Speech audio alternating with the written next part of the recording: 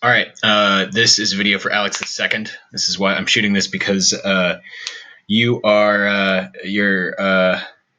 unintentionally showing your ignorance. That sounds mean. I'm not trying to be mean, but your question belies or it reveals a misunderstanding of the way that you're approaching search. So it says you're getting back into it. So if you're starting fresh, maybe this is you can unlearn bad habits. Check out the book Advanced AdWords by Geddes. People poo-poo it because it's old, but it's more about starting. Gives you a really good foundation for how you can grow as an account manager and develop good habits. So you're starting from the wrong place, man. I mean, you were talking about here. I'm going to move. Woo! You were talking about how many keywords you should target, and that's not at all how to approach it.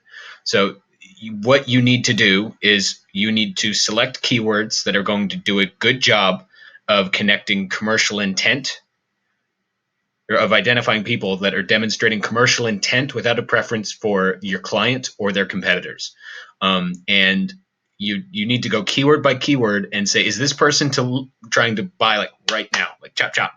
The reason for that is that Google is about demand capture. It's less good. It's not as good at generating demand, which is usually the role of like traditional marketing. You think of like what happens, why you would run a TV commercial. It's because you're trying to get someone to do something they weren't going to do something before.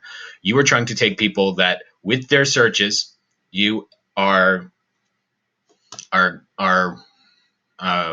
identifying someone that's looking to make an action like right now. They have their credit card in their hand, they want to buy. And the number of keywords is irrelevant, which is what your original question is. It's do they do a good job of connecting your client with the people that are looking to buy right now? So this is an example of I'm calling them client X. This is an exercise that I went through with someone recently where they were looking at these as potential keywords. This is their idea of keyword research. I think that this is not a good use of their time, of anyone's time. How many of these, let's start with number one. Okay, this is the exercise that you go through. Tourist places in India. That is someone that is probably looking about where to go, but they're not exactly sure. You can think of like where if you put yourself in the state of mind of someone searching for tourist places in India, they could be writing a report or something, traveling to India. This is someone that might be looking for like, what do I got to do if I'm going to be traveling to India? Some things to keep in mind. Travel to India is like close, but India is a big place. It's very non-specific. If you're in a specific place, does that mean that if we'll learn that the actual city is Ladakh. That's the name of the city that this person was specializing in, or with this specific client was selling, was like a travel package. So and specifically for yoga.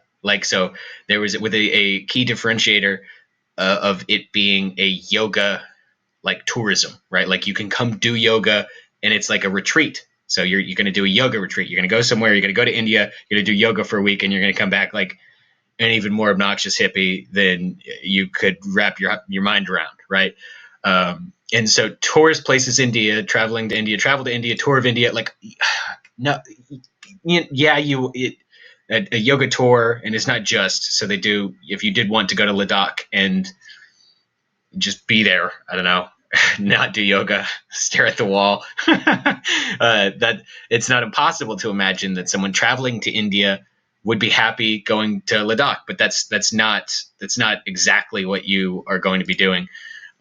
So this is an example of if you have the luxury of having some search terms that you can go through, you can see some that have a history of a conversion. Ladakh tours, Ladakh trick, tour packages, right? I was trying to figure out, you need to figure out what's your money keyword. Is it buy, right? If you sell nicotine toothpicks, buy nicotine toothpicks. Someone that types that into Google is looking to buy like right now. They want to buy nicotine toothpicks. Nicotine toothpicks isn't specific. So if I have a brand of nicotine toothpicks, that's someone that doesn't come loaded with preferences. So no preference, just give me nicotine toothpicks, bang.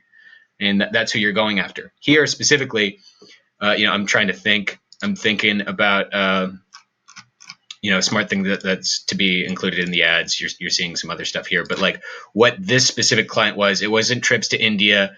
It was a travel package, a tour bundle. This is me trying to. That's the actual exercise I went through. It's like it's a yoga something. You're selling a yoga something, and what is it? Is it a tour? Is it a bundle? No, it's bam. It was a package. So that was like this is a visualization of the mental exercise that I went through. And it was like, oh yeah, it's a yoga travel package. So you find people that are searching for a yoga travel package to India, ideally, right? Or yoga travel packages. It doesn't even need to be specific to India. The other thing that you could have done, or that I recommended, was specific to Ladakh, like Ladakh trick package. Like this is what this is. So the actual exercise, I'll make it easy for you.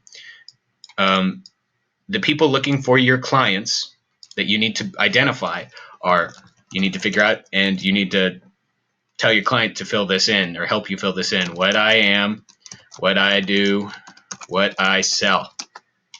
So when you fill this out, and sometimes they're going to be the same thing. These are different ways of thinking about the kind of keywords that you should select for people that are expressing a preference or a commercial intent without a preference. Now we can get into other things about like context, but wasn't about you specifically have a problem with how you select keywords. And this is how you select keywords. Figure out what your client is, does, or sells.